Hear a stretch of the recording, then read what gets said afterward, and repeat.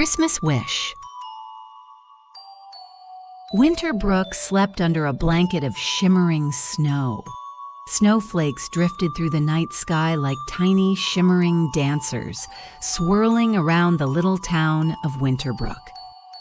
Each house glowed with warmth and wonder, except the blue one on Maple Street, where two hearts felt dimmer than Christmas lights. And inside a cozy blue house on Maple Street, siblings Annie and Willie sat by the frosted window, their faces glowing in the amber light of the fireplace. It was Christmas Eve, a night wrapped in magic. But this year, that magic felt dimmer. Their father, Mr. Clark, usually gentle but worn down by long hours and quiet worries, had said earlier that day, "Santa isn't real, kids. You're getting too old for fairy tales." His words had dropped like stones into their hearts.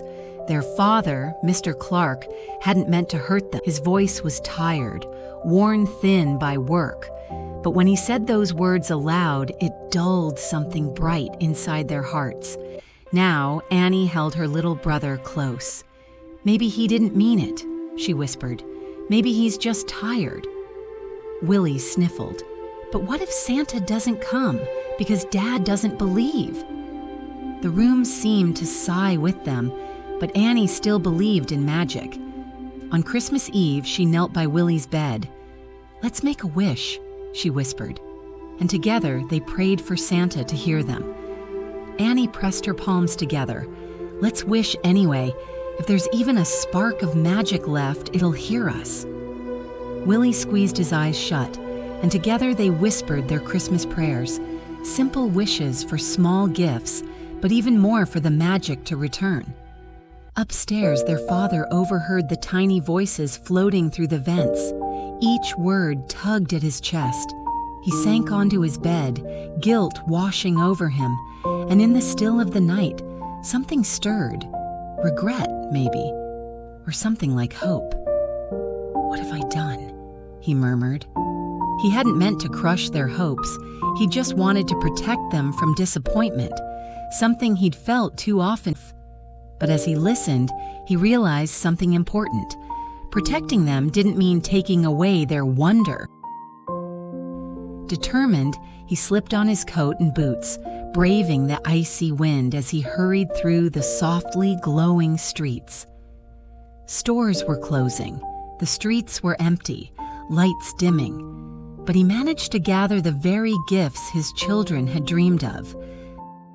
Back home, with aching hands and a full heart, he wrapped every gift, the ones they wished for, with mismatched paper and taped-on hope, placing them gently beneath the tree. He couldn't bring their magic back, but he could try. Before going to bed, he paused to look at the twinkling lights.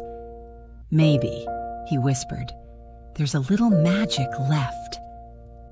Christmas morning burst into the house like a beam of golden sunlight. Annie and Willie raced down the stairs and froze gifts, the exact ones they had wished for. Willie gasped. Annie covered her mouth. Their hearts thumped with wonder. "He heard us," Willie whispered. "Santa really heard us." Their father stepped into the living room, rubbing the sleep from his eyes, but the kids rushed toward him. "Dad, Santa came, look!" Mr. Clark knelt, and for a moment he almost told them the truth. But then he saw it. The sparkle in their eyes, not just from the presents, but from something deeper. Belief, hope, joy. Instead, he pulled them into a hug. "Looks like magic found its way back," he said softly. Annie nodded. "Santa must have known we needed it." He held them tighter.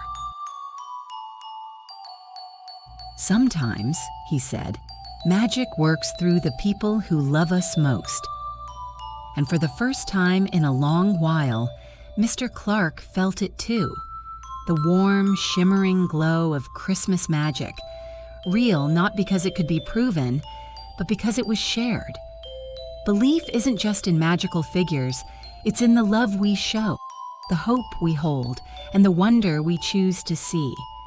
And in that glimmering space between love and belief, something magical happened. For magic, they learned, wasn't just about Santa. It was about giving, hoping, and loving. Santa Claus doesn't just live in stories or sleighs. He lives in every act of love and kindness we choose to give. On Christmas Eve, it isn't just about believing in a man in a red suit. It's about believing in the magic we create for one another. When we share hope, joy, and a little wonder, we become Santa for someone else.